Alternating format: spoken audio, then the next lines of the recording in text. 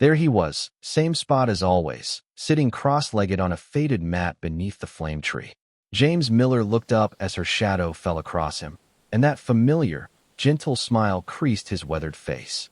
"You're late today," he said, his voice carrying an accent she'd never quite placed. Too refined for the streets, she'd always thought, but never asked. Professor Adeyemi wouldn't stop talking. Victoria dropped down beside him, unceremoniously handing over the warm plate. "Eat. You look thinner than last week."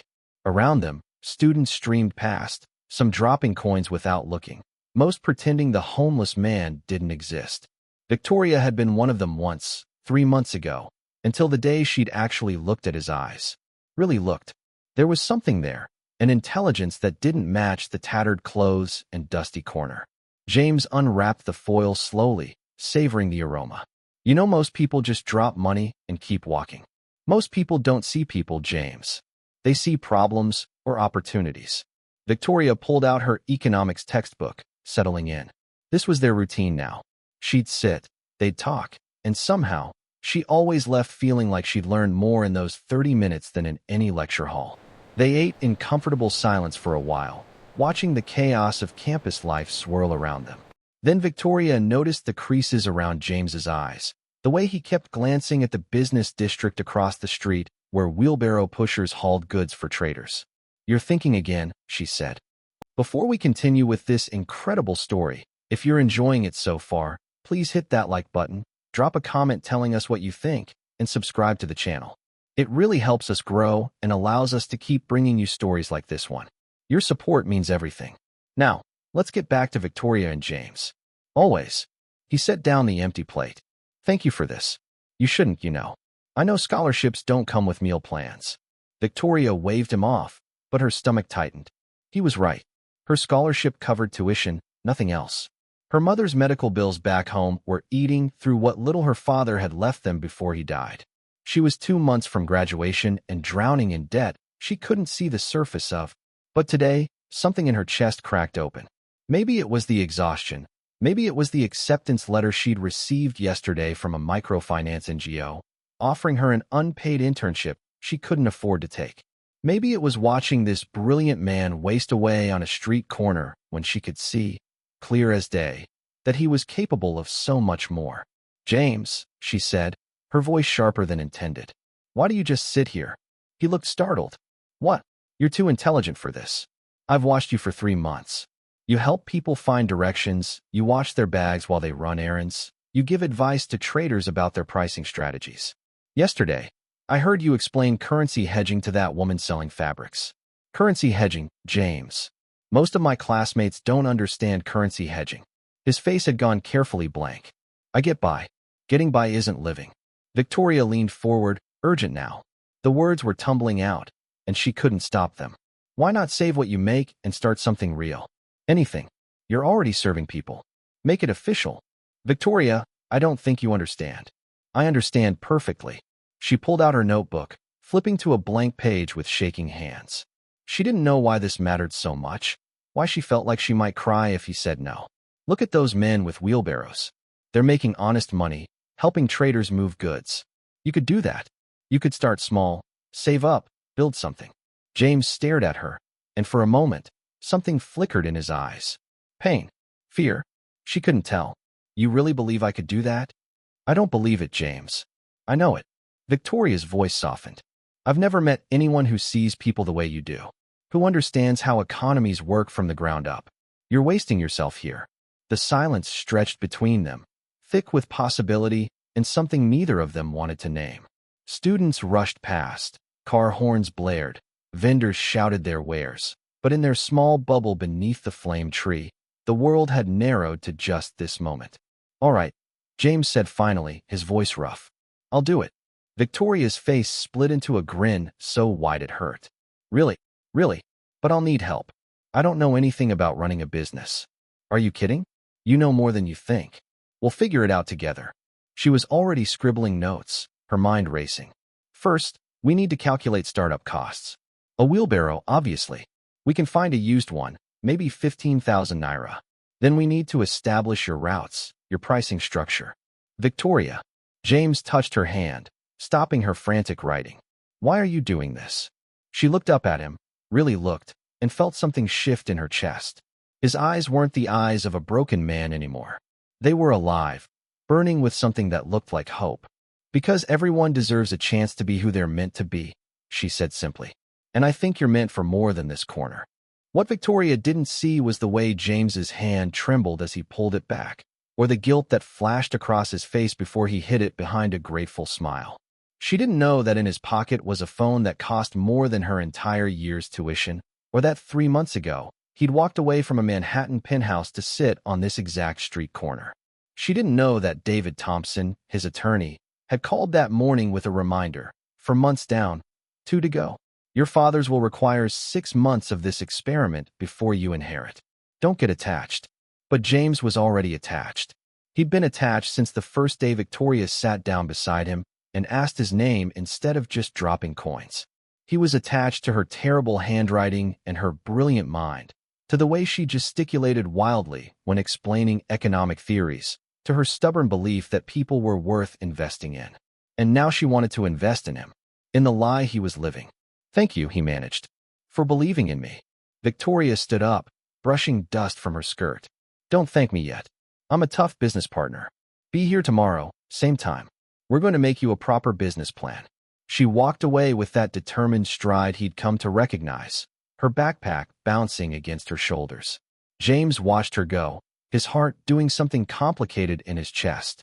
His phone buzzed. David Thompson, status update? James typed back. She wants to help me start a wheelbarrow business. 3 dots appeared, disappeared, appeared again. Finally, and I'm going to let her. This is getting complicated, James. James looked at the notebook Victoria had forgotten on the mat, filled with her neat calculations and encouraging notes in the margins. It's already complicated. He picked up the notebook, running his fingers over where she'd written, James's business plan, because everyone deserves a fresh start. If she only knew that he didn't need a fresh start. He needed to understand what it meant to be human, to be seen, to matter for something other than his bank account. His father's will had seemed cruel when he first read it. Prove you understand the value of humanity before you inherit the company. 6 months among those who have nothing. Learn what really matters. At the time, James had been furious. Now, watching Victoria disappear into the crowd of students, he wondered if his father had been wiser than he'd given him credit for. His phone buzzed again. Remember the rules. No revealing your identity. No using your resources. If she finds out before the 6 months are up, you forfeit everything. James deleted the message and turned off his phone. For the first time in his privileged life, he was genuinely afraid.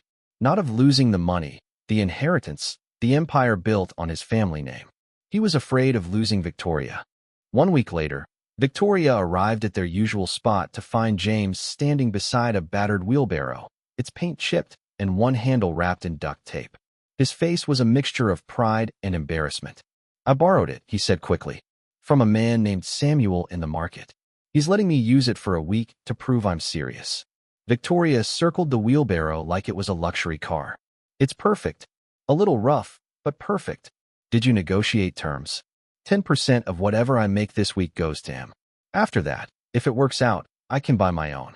Smart. Victoria pulled out the notebook she'd been carrying everywhere now, filled with calculations and plans. I've mapped out the best routes. The market opens at 6. Peak traffic is between 8 and noon. Students need help moving things from the gates to their hostels between 2 and 5. You're going to work both shifts. James raised an eyebrow. You've really thought this through. Of course I have. This is your future we're building. She thrust the notebook at him. I've also created a simple ledger system. Every job, you write down the amount you earned, the time it took, and the customer's location. After 2 weeks, we'll have enough data to optimize your routes and adjust pricing. For the next 3 hours, Victoria drilled him like a sergeant major. They practiced his pitch, discussed pricing strategies, even role-played difficult customer scenarios. Other students stared as they passed, some snickering at the odd pair, but Victoria didn't notice or didn't care. Remember, she said, gripping his shoulders with an intensity that made his breath catch. You're not begging anymore. You're providing a service. You're a businessman. Hold your head up. James nodded, something fierce and grateful burning in his chest. In his old life, he'd commanded boardrooms full of executives, negotiated billion-dollar deals, made decisions that affected thousands of employees. But no one had ever looked at him the way Victoria was looking at him now, like he was capable of anything. "I won't let you down," he said. "I know you won't." She checked her watch and swore softly. "I'm late for class, but I'll be back at 2 to check on you. Don't take any job for less than 300 naira, understand? Know your worth." She was already running before he could respond, her voice floating back. "And write everything down." James stood alone with his borrowed wheelbarrow, struck by the absurdity of it all. 6 months ago, he'd been deciding whether to acquire a tech startup or invest in renewable energy. Now he was about to push a wheelbarrow through Lagos traffic because a 23-year-old economics student believed he could. His first customer was a fabric trader named Mrs. Okonkwo, a formidable woman with sharp eyes and sharper negotiating skills. "How much to move these to my shop?" she asked, gesturing at 6 massive bundles of Ankara fabric. James thought of Victoria's pricing guidelines. 1,000 naira. Mrs. Okonkwo laughed. "You must think I'm a fool. 500. The bundles are heavy, and your shop is 3 streets away. 900, final offer." They settled on 750. As James loaded the wheelbarrow, muscles straining under the weight he wasn't accustomed to, Mrs. Okonkwo studied him. "You're new at this." "First day," he admitted, "but not new to business. I can tell. You negotiate like someone who knows their value." She pulled out the money. "What's your name?" "James Miller." "Well, James Miller, you do good work, I'll tell my friends. Market runs on reputation." By the time Victoria returned at 2, James had made 4,000 naira, and his arms felt like they might fall off. She found him sitting on the ground, covered in sweat and dust, grinning like a child. "For 1,000, he said, holding out the crumpled bills like a trophy. "I made 4,000 naira. Victoria's face lit up in a way that made the aching muscles worth it. "James, that's incredible." In one morning, Mrs. Okonkwo sent me 3 referrals, and a student paid me 1,000 to help him move his entire room to a new hostel. He pulled out the notebook, slightly damp with sweat. "I wrote it all down. Every transaction, just like you said." Victoria sat beside him, reviewing his neat entries. Her shoulder pressed against his, and James became acutely aware of her presence, the faint scent of coconut oil in her hair, the way her finger traced his handwriting. "You're really good at this," she said softly. "Look at these notes. You tracked customer satisfaction, potential repeat business, even weather conditions that might affect demand. I had a good teacher." She looked up at him, and for a moment, something unspoken passed between them. The noise of the market faded, the heat and dust and chaos all disappeared, and there was just Victoria's brown eyes and the small smile playing at her lips. "Victoria." A voice shattered the moment. Her roommate Rebecca approached, eyebrows raised at the scene. "Girl, I've been looking everywhere for you. We have that group presentation in an hour, right?" "Yes." Victoria stood abruptly, brushing off her skirt. "James, I have to go. But same time tomorrow? We need to discuss scaling strategies." "I'll be here." Rebecca waited until they were out of earshot before pouncing. "Okay, what is happening with you and Wheelbarrow Guy?" "His name is James, and I'm helping him start a business. That's all. That's all." "Vicky, you looked at him like he just discovered the cure for cancer. And he looked at you like you were the cure for cancer."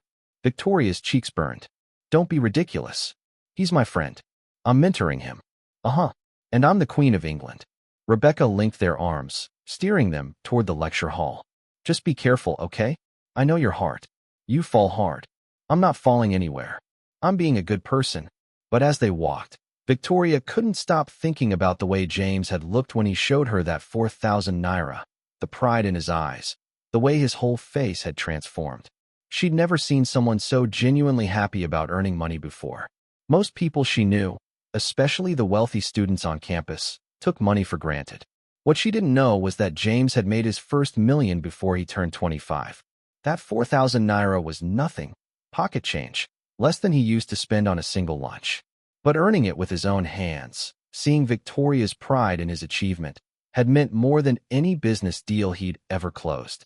That night, in the modest room he'd rented in a rundown building, James called David Thompson. "I need to tell her," James said without preamble. "We've been through this. You have 2 months left.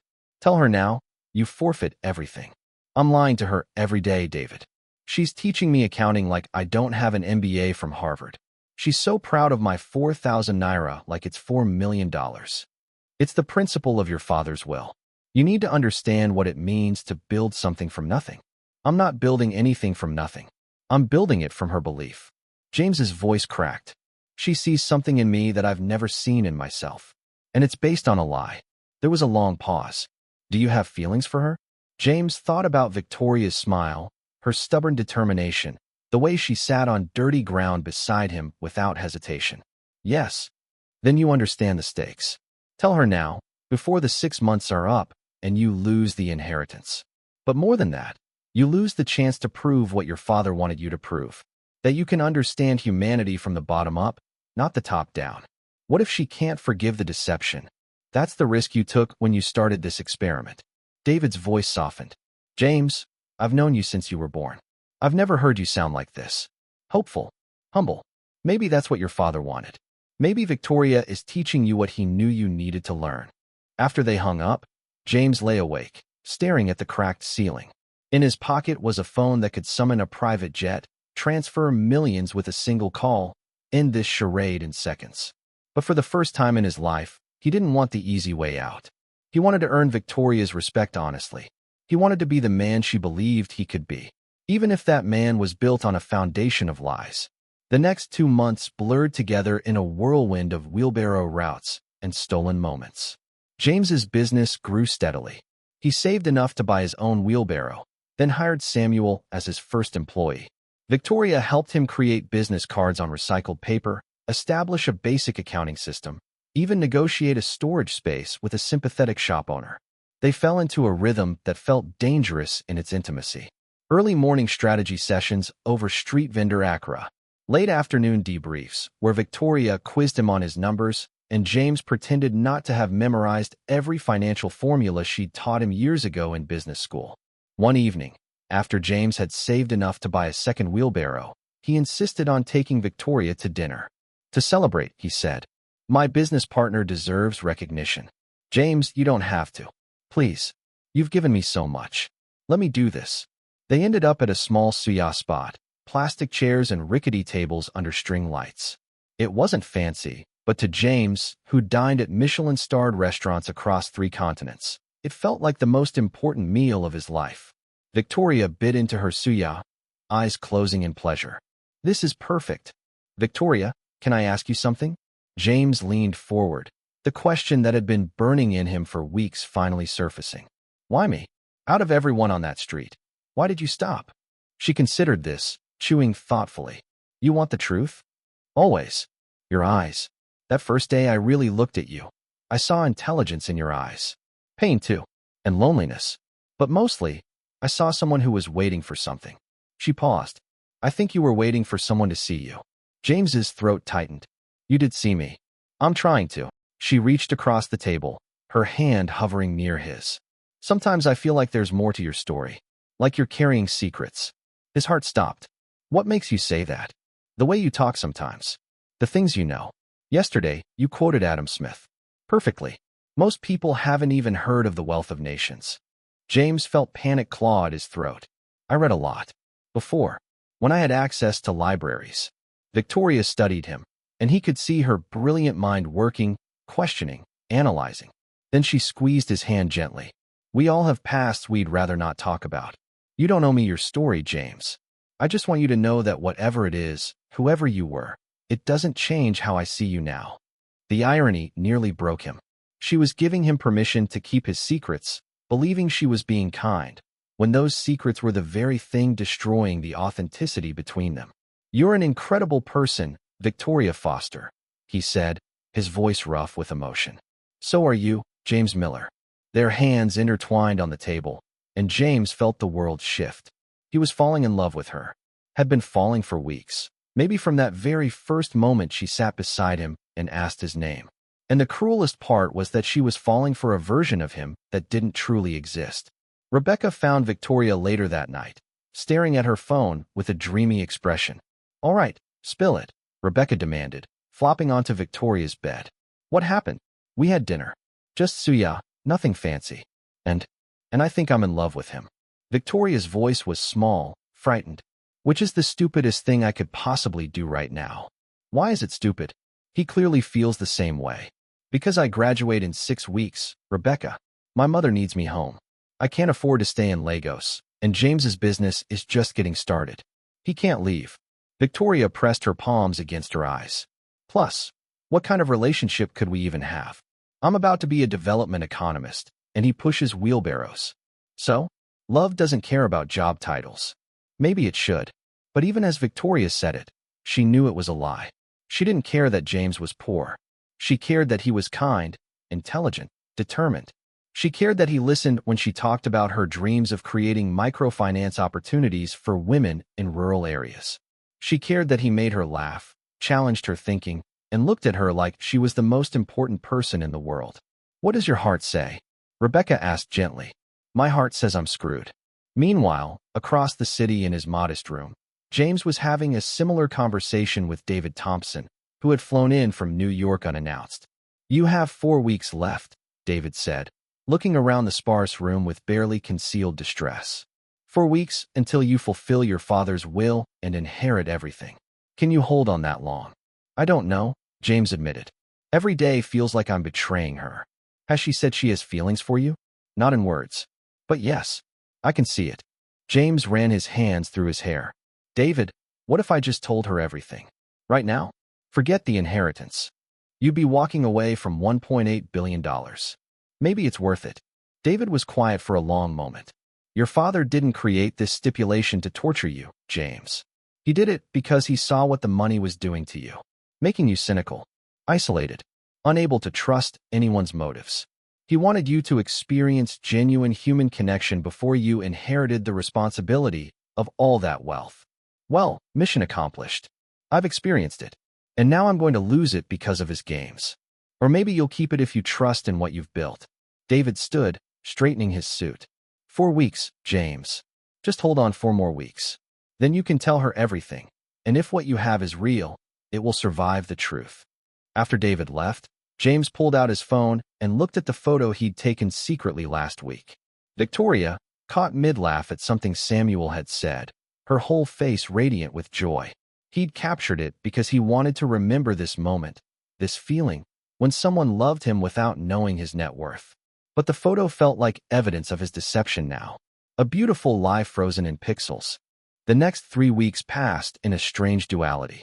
On the surface, everything was perfect. James's wheelbarrow business thrived, Samuel was talking about expanding, and Victoria spent every free moment helping strategize growth.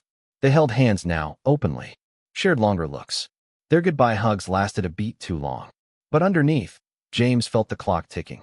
3 weeks until his father's stipulation was fulfilled. 3 weeks until he could tell her the truth. 3 weeks until everything might fall apart. Victoria, for her part, was battling her own demons. Her mother's condition had worsened. The medical bills were piling up faster than Victoria could manage, even with her part-time tutoring job. She hadn't told James because she didn't want him to feel obligated, didn't want him to know how desperately close she was to having to drop out before graduation. Then came the morning that changed everything. Victoria's phone rang at 5 a.m. Her mother had collapsed. The doctor said she needed immediate surgery. Cost, 2.5 million naira. Victoria sat in her dark room, doing math that refused to work. Her savings, 200,000. Her expected graduation money from relatives, maybe another 100,000. Even if she sold everything she owned, took out predatory loans, begged every person she knew, she'd still be short by over 2 million. She went to class in a daze, barely hearing the lectures. At lunch, she sat outside the campus gates, and that's where James found her. Not at their usual spot, but on a bench, staring at nothing, tears streaming silently down her face. Victoria? He dropped his wheelbarrow handles and ran to her. What happened? The dam broke. She told him everything. The surgery, the cost, the impossible mathematics of poverty. She told him about her father's death 5 years ago, how he'd left them nothing but debt. About working 3 jobs to keep her scholarship while sending money home. About the dream of helping other women escape poverty through microfinance. A dream that felt like it was dying in her hands. James listened, his heart shattering with every word. In his pocket was a phone that could solve this with one call. One transfer. The money Victoria needed was less than he spent monthly on his apartment back in New York, an apartment he hadn't seen in 4 months. How much do you need? He asked, his voice strained. Victoria laughed bitterly. More than either of us will see in 5 years. 2 million naira, James. Might as well be 2 billion. What if someone helped? A loan, maybe. From who? I've already checked every bank, every microfinance institution. Nobody gives loans to students with no collateral. She wiped her eyes roughly. I'm going to have to drop out. Take care of my mother. The degree doesn't matter if she's not alive to see me get it. Don't say that. There has to be another way. There isn't. I've done the math 1,000 times. There's no solution. She looked at him with eyes so full of pain that James felt physically ill. I'm sorry. You don't need to hear all this. You have your own struggles. Your struggles are my struggles, James said fiercely. We're partners, remember? Victoria managed a weak smile. In a wheelbarrow business, not in life-and-death family crises. She stood up shakily. I should go? I need to call the hospital, see if I can negotiate a payment plan or something. James watched her walk away, every step looking like it cost her everything. His hands shook as he pulled out his phone. The text to David was simple. Transfer 2.5 million naira to Victoria's account. Anonymously. Do it now. David's response came immediately. That will raise questions you can't answer. Think about this. I don't care. Transfer the money. If that means I forfeit the inheritance, so be it. I won't watch her destroy her future when I can prevent it. You have 1 week left, James. 1 week until the 6 months are up. Can't you wait? Her mother doesn't have 1 week. Transfer it now, or I'll do it myself and blow my cover completely. There was a long pause, then, transferring now. But James, this is going to complicate everything. James didn't care about complications. He cared about Victoria's tear-stained face, about her broken voice saying she'd have to give up her dreams. He'd spent his whole life watching people suffer from a distance, writing checks to charities, attending galas, feeling good about his philanthropy while never actually touching the pain. But this was different. This was Victoria, and he couldn't be a passive observer anymore. That night, James couldn't sleep. He kept checking his phone, waiting for Victoria's call, her text, anything to confirm the transfer had gone through. At 11 p.m., his phone finally rang. James. Victoria's voice was shaking. Are you awake? I'm here. What's wrong? Nothing's wrong. Everything's. I don't understand. The hospital called. Someone paid for my mother's surgery. All of it. Anonymously. James closed his eyes, relief flooding through him. That's incredible. But who would do that? I don't know anyone with that kind of money. The hospital won't tell me anything. Just that it was an anonymous donation with specific instructions that it go toward my mother's care. Maybe someone saw her story online. Sometimes kindness comes from unexpected places. There was a pause, and James could almost hear Victoria thinking, James, did you do this? His heart stopped. What? How could I possibly have that kind of money? I don't know, but something feels strange. The timing, and you've been acting weird lately, like you're hiding something. Victoria, I promise you, I did not pay for your mother's surgery. It was technically true. David had made the transfer. I wish I had that kind of money to help you, but I'm just trying to keep my wheelbarrow business afloat. Another long pause. Okay, I'm sorry. I'm just so confused and grateful and overwhelmed. Someone out there gave my mother her life back, and I don't even know who to thank. Maybe that's the point. Maybe they don't want thanks. Maybe they just wanted to help. Maybe. Victoria's voice softened. Can I see you tomorrow? I need to see your face. I need something real in all this craziness. Of course. Our usual spot. No. Somewhere different. There's a cafe near campus. Meet me there at 2. James's stomach dropped. A cafe. Public. Well lit. Somewhere he couldn't hide behind the carefully cultivated image of a struggling wheelbarrow pusher. Sure. Text me the address. After they hung up, James sat in the dark, knowing he'd just made everything infinitely more complicated. Victoria's instincts were right. She was suspicious. And tomorrow, when they met somewhere outside their normal context, she might start seeing the cracks in his story. His phone buzzed. David, the transfer is complete. But James, you should know that we may have a problem. Victoria's roommate, Rebecca Chun, her father works in international finance. There's a chance someone might trace the donation back to you. How much of a chance? Small, but not zero. I've covered the tracks as well as I can. But if someone digs deep enough, asks the right questions. James didn't respond. He couldn't think about that now. All he could think about was Victoria's voice, the relief and confusion warring in her tone, and the fact that he'd just saved her mother's life while potentially destroying any chance of a future with the woman he loved. The next morning, James did something he hadn't done in 4 months. He showered at a proper hotel instead of using the shared bathroom in his building. He shaved carefully. He pulled out clothes he'd been saving, simple but clean, newer than anything he'd worn in front of Victoria. When he looked in the mirror, he saw glimpses of his old self. James Miller III, heir to a fortune, Ivy League educated, born into privilege. The man who'd walked away from everything to understand what it meant to be human. The man who was about to face the consequences of that choice. The cafe was small and tucked away, the kind of place where students came to study over expensive coffee they couldn't quite afford. James arrived early, his heart hammering against his ribs like it was trying to escape. He chose a table near the window, somewhere visible, somewhere he couldn't hide. Victoria arrived 10 minutes later, and James's breath caught. She dressed up too, wearing a simple yellow dress instead of her usual jeans and t-shirt. Her hair was down, framing her face in soft waves. She looked beautiful and tired and worried all at once. But it was the man in the expensive suit sitting at a corner table who made James's blood run cold. David Thompson. His attorney had followed him. Why was David here? Victoria slid into the seat across from him, her eyes searching his face. You look different. I cleaned up. Wanted to look nice for you. She smiled, but it didn't reach her eyes. James, I need to ask you something, and I need you to be completely honest with me. Okay. His mouth went dry. Do you know who paid for my mother's surgery? Victoria, I told you. I know what you told me. But Rebecca's father works in international banking. He has connections. I asked him to look into the transfer, just to see if he could find out who our guardian angel was. She pulled out her phone, hands shaking slightly. He found something strange. The donation was routed through multiple accounts, deliberately obscured. But there was a trail, and it led back to a holding company. Miller Global Industries. The cafe suddenly felt too hot, too small, too bright. James opened his mouth, but no words came out. Miller, Victoria repeated, her voice barely above a whisper. Your last name is Miller. That's what you told me. James Miller. Before he could respond, David Thompson stood and walked to their table.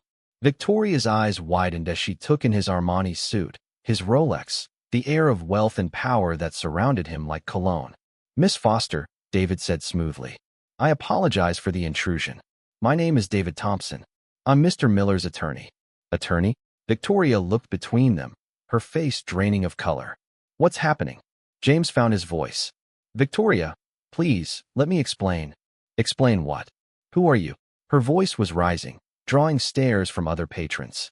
Why does a wheelbarrow pusher have an attorney in a $3,000 suit? David placed a folder on the table. Perhaps it would be better if we spoke somewhere more private. No. Victoria's hands were shaking now, but her voice was steel. Whatever this is, whatever you're about to tell me, say it here. Now. David glanced at James, who nodded miserably. There was no going back now. The truth was going to come out, and James could only watch as everything he'd built with Victoria crumbled. Very well. David opened the folder, sliding documents across the table. James Miller is the sole heir to Miller Global Industries, a multinational conglomerate with assets totaling approximately $1.8 billion. Victoria stared at the documents like they were written in a foreign language. Bank statements with numbers that didn't make sense. Corporate filings. A photograph of James in a tuxedo at some charity gala, looking every inch the billionaire he was. This is a mistake, she said finally. This isn't him. This is someone else. It's me, James said quietly. Victoria, it's me. She looked up at him, and the betrayal in her eyes was worse than any physical pain James had ever experienced. You're a billionaire? Yes. The wheelbarrow? The borrowed money? Me teaching you basic accounting. All real. I mean, the struggle was real. The learning was real. You lied. Her voice broke on the word. Every single day, every conversation, every moment I sat with you, believed in you, fell in. She stopped, pressing her hand to her mouth. Victoria, please, let me explain why. Why? Why would you do this? Tears were streaming down her face now. Was I part of some experiment? Poor scholarship girl helps homeless man. How touching. What a great story for your country club friends. No. God, no. Victoria, my fathers will require that I spend 6 months living with nothing, understanding what it meant to build something from scratch before I could inherit. It wasn't about you. I didn't even know you when I started. But you knew me after. For months, James. You watched me struggle with money, worry about my mother, stress about tuition. You let me teach you things you already knew. Let me feel proud about your 4,000 naira when you could buy and sell this entire city. Her voice cracked. Did you laugh at me? At how naive I was? Never. James reached for her hand, but she yanked it back. You were the only real thing in my life, Victoria. The only person who ever saw me, not my money or my name. Do you know what that meant to me? I didn't see you. I saw someone you were pretending to be. She stood abruptly, her chair scraping against the floor. My mother's surgery. You paid for it. Yes. So even your generosity was a lie. You didn't sacrifice anything. That money was nothing to you. The money was nothing, but the choice wasn't. James stood too, desperate now. I had 1 week left. 1 week before I could tell you everything, and we could start fresh. But I couldn't wait, Victoria. I couldn't watch you suffer when I had the power to help. How noble of you. Her laugh was bitter, broken. The billionaire swooping in to save the poor girl. Did it make you feel good? Powerful. It made me feel helpless. Because I knew that the moment I helped you, the moment you found out the truth, I'd lose you. And I was right. Victoria gathered the documents, shoving them back across the table. You know what the worst part is? I fell in love with you. With someone who doesn't exist. I fell in love with a man who pushed wheelbarrows because he wanted to build something better. A man who understood struggle because he'd lived it. But that man was a fiction, wasn't he? He wasn't fiction. I am that man. The months I spent with you changed me, Victoria. They showed me what really matters. Stop. She held up her hand. Just stop. I don't want your money. I don't want your explanations. I don't want anything from you. She picked up her bag, her movements mechanical. The scholarship fund you mentioned in these papers? Withdraw it. I'll graduate on my own or not at all. My mother's surgery is paid for, and I'll find a way to pay you back every single naira if it takes me the rest of my life. Victoria, please. Were you ever going to tell me? Or were you just going to disappear after your 6 months were up? Go back to your real life and add this to your collection of experiences. James felt something break inside him. I was going to tell you. I was waiting until the 6 months were complete so I wouldn't forfeit the inheritance, and then I was going to come clean about everything and pray you'd understand. Understand what? That you're a liar? That everything between us was built on deception? She wiped her eyes angrily. I gave you everything, James. My trust, my time, my heart. I believed in you when you were supposedly nobody. And now I find out you were somebody all along, just playing dress-up in poverty. It wasn't dress-up. The connections we made, the conversations we had, my feelings for you, all of that was real. I don't know what's real anymore. Victoria's voice was barely a whisper now. I look at you, and I don't even know who you are. She walked toward the door, and James felt panic claw at his throat. Victoria, wait. Please, just give me a chance to. She turned back, and the look on her face stopped him cold. You had your chance, James. Every single day for 4 months, you had the chance to tell me the truth. You chose lies instead. Don't ask me for more chances you don't deserve. And then she was gone, the cafe door swinging shut behind her with a finality that echoed in James's chest. He sank back into his chair, his head in his hands. Around him, curious patrons were whispering, probably recognizing him from business magazines now that David had blown his cover. His phone was already buzzing with notifications, news alerts about James Miller 3 spotted in Lagos, the prodigal heir resurfaces. David sat down across from him.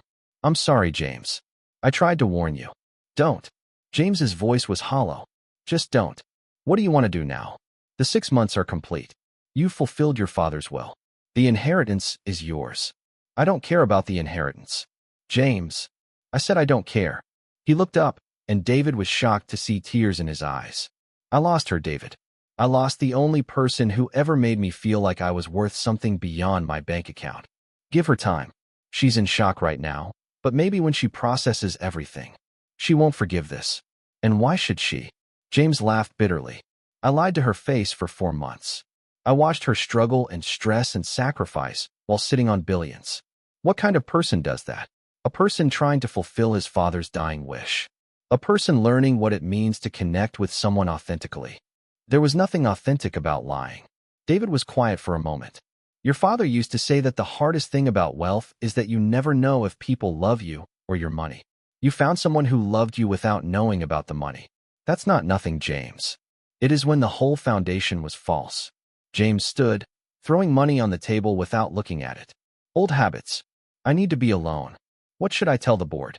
The press. Tell them whatever you want. Tell them I'm back. Tell them I'm taking over the company. It doesn't matter anymore. James walked out into the Lagos afternoon, the sun beating down mercilessly. Students passed by, some doing double takes, probably recognizing him from the business pages.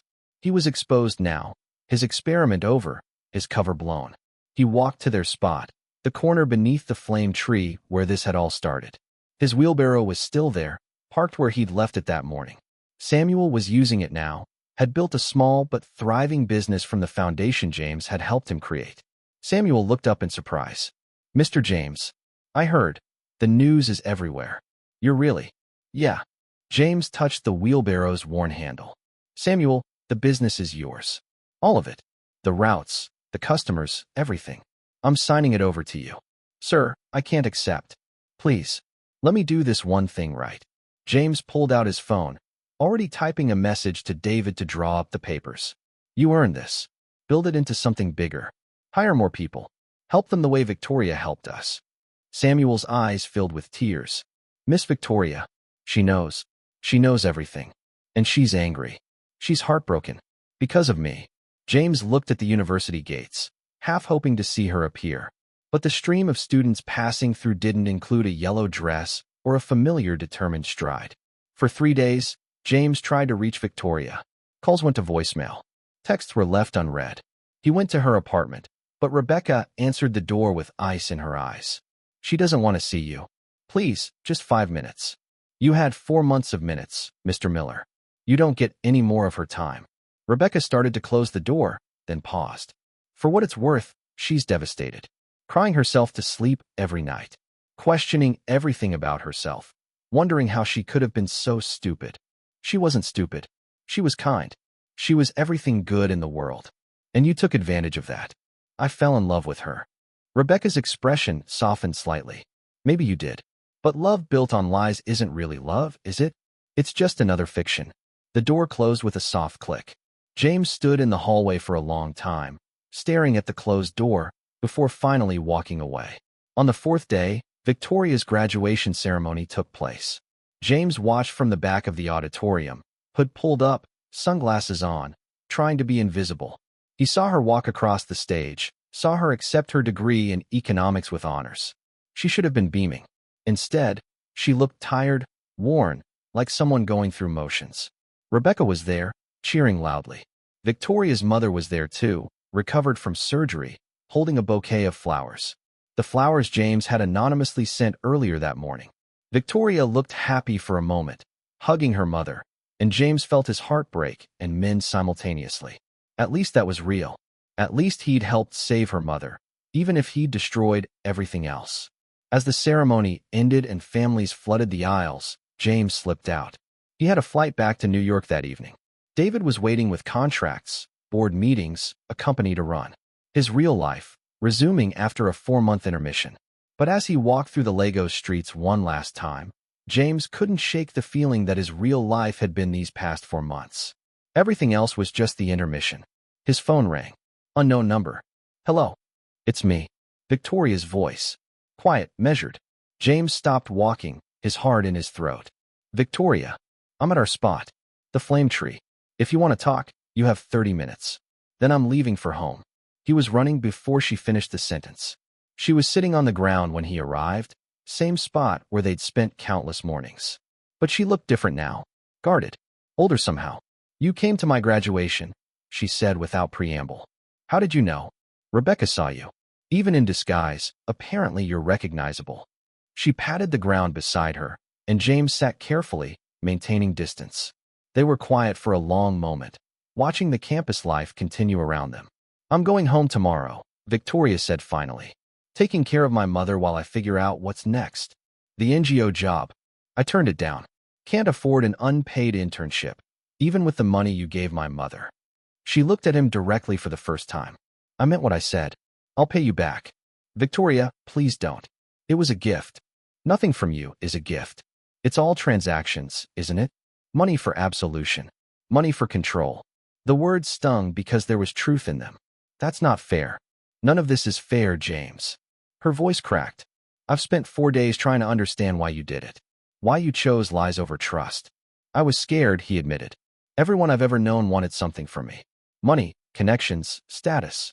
You were the first person who wanted nothing, who gave everything. I wanted to keep that as long as I could. So you took the choice away from me. You decided I couldn't handle the truth. I was wrong. I know that now. Do you? She pulled out a worn notebook, the one she'd used to plan his business. I've been reading through all our conversations, all the plans we made. And you know what I realized? You weren't learning from me. You were humoring me. Every time I taught you something about economics or business, you already knew it. You were probably laughing inside. I was never laughing. I was falling in love. With what? The idea of a simple life? The novelty of poverty? Because that's all it was for you, James. A novelty. An experiment. But for me, that's my life. That struggle, that fear, that constant calculation of whether I can afford to eat and send money home. That's not a costume I can take off. James felt tears sting his eyes. You're right. I can't understand what that's like. But I can understand what it means to be lonely. To wonder if anyone will ever see past your circumstances to who you really are. And did I? See who you really are. I think you're the only person who ever has. Victoria was quiet for a long time. Then, softly, I did love you. The you I thought you were. That was me. Is me. The money doesn't change. It changes everything. She stood abruptly. Don't you see? The man I loved couldn't have solved my problems with a phone call. He couldn't have bought this entire university if he wanted to. He understood struggle because he lived it, not because he was slumming for 6 months. So what are you saying? That we can't work because I have money. I'm saying we can't work because you lied. Because every time I look at you, I'll wonder what else isn't real. Every gesture, every word, every moment. Was it genuine or just part of your experiment? She wiped her eyes. I can't build a life on that kind of doubt. James stood too, desperate. Then let me prove it. Give me a chance to show you who I really am, money and all. Let me be honest from here forward. It's too late for honesty, James. You should have been honest from the beginning. She picked up her bag. I hope you find what you're looking for. I hope your father's experiment taught you whatever you needed to learn. But I can't be part of your journey anymore. Victoria, please. She held up her hand. There's something I need to say, and then I'm done. Thank you for paying for my mother's surgery. Whatever your reasons, whatever your methods, you saved her life. I'll always be grateful for that. But gratitude isn't love, and I won't confuse the two. She started to walk away, and James felt his last chance slipping through his fingers. What if I'd told you? On that first day, what if I'd sat down and said, I'm a billionaire doing an experiment? Would you have given me a chance? Victoria paused, looking back. I don't know. Maybe. But at least it would have been my choice. At least I could have decided, with full information, whether to invest my time and heart. You took that choice from me, James. And that's the part one can't forgive. She walked away, her yellow graduation dress bright against the dusty Lego street. James watched until she disappeared around a corner, and even then he stood there, unable to move, unable to accept that this was really the end. His phone buzzed. David, car is waiting. We need to get to the airport.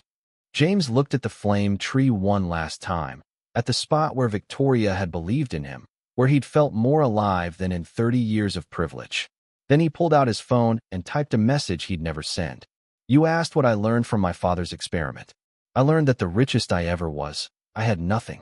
And the poorest I ever was, I had everything. I had you. He deleted the message and walked toward the waiting car. 3 months later, Victoria was working at a small microfinance NGO in her hometown when a package arrived. Inside was a deed to a building in Lagos, location perfect for a microfinance center. The note read, This belongs to you. Not because I'm buying forgiveness, but because you gave me an idea 4 months ago, and that idea deserves to exist in the world. Build your dream, Victoria. Help the women who need you. The only string attached is that you can never pay me back, never contact me, never feel obligated. This is your choice, your future, your terms. The one thing I should have given you from the beginning. J. Victoria stood in her small office, holding the deed with shaking hands. Rebecca, who'd come to visit, read over her shoulder. What are you going to do? Victoria thought about James's face that last day, the genuine pain in his eyes. She thought about the months they'd spent together, the connection that had felt so real even if the circumstances were false. She thought about her mother, alive because of him. About Samuel, building a successful business because of the foundation they'd created together. And she thought about the women in her community who needed microloans, who deserved chances, who were one opportunity away from changing their lives. I'm going to build something, she said finally. Not for him, not because of him, but because it's the right thing to do. And if he shows up? Victoria looked out the window at her hometown, at the life she'd chosen. Then I'll decide what to do in that moment. With full information, making my own choice. She never did use the building. Instead, she sold it and used the money to fund her own microfinance initiative, built from scratch, every decision hers. It took longer, required more sacrifice, but it was authentic. Real. James heard about it, of course. Followed her success from afar. He never reached out, respecting her wish for distance. But every woman Victoria helped, every family lifted from poverty, every dream funded. He felt a piece of his father's lesson click into place. Wealth wasn't about having money. It was about what you did with it. And sometimes, the greatest gift you could give someone was the space to succeed on their own terms. Years later, at a conference on sustainable development, they would see each other across a crowded room. Victoria, keynote speaker on innovative microfinance models. James, they're representing his foundation's commitment to grassroots economic development. Their eyes would meet. Victoria would give a small nod of acknowledgement. James would nod back. And that would be enough. Because some stories don't end with reconciliation or romance. Some stories end with two people who changed each other, who learned from each other, who carried pieces of each other forward into lives that never quite intersected again. Victoria learned that kindness doesn't require trust to be valuable, but trust requires honesty to exist. James learned that you can't buy authenticity, and love built on deception, no matter how well-intentioned, will always crumble under the weight of truth. They both learned that the most expensive thing in the world isn't money. It's the moment you realize what you've lost, and what you can never get back. The story of Victoria and James teaches us that authentic relationships require honesty as their foundation. Money can solve many problems, but it cannot buy trust, and trust once broken is the hardest thing to rebuild. We learn that good intentions don't excuse deception, and that respecting someone means giving them the agency to make informed choices about their own life. Sometimes the kindest thing we can do for someone is let them succeed on their own terms, even if we have the power to make things easier. And perhaps most importantly, we learn that wealth isn't measured in dollars, but in genuine human connections, and that the richest moments of our lives often come when we're brave enough to be vulnerable and real. Thank you so much for watching this story. If it moved you, made you think, or resonated with you in any way, please take a moment to like this video, share your thoughts in the comments below, and subscribe to our channel. Your support helps us continue creating meaningful stories that explore the complexity of human relationships and the choices we make. Until next time, remember that the most valuable thing you can give someone is your authentic self.